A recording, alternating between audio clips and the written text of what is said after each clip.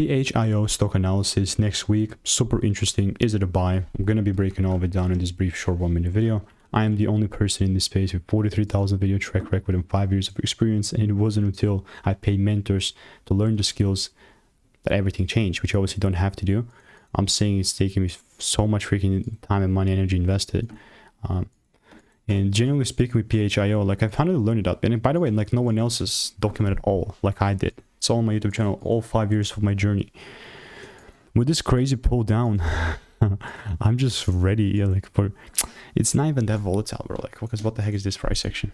To be very honest with you, like I don't like it at all. But technically, if there is a double break, there's nothing stopping me from doubling down buying. Because Friday on paper was like a 9% increase, which is sick. But like if I'm looking to double down, the rules must be met. I'm not just going to randomly get involved, you know what I mean?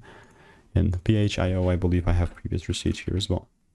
Yes, 3 results. So if you want to stay tuned and get my money making emails and insights for free, click the first link in the description. See you in the next one.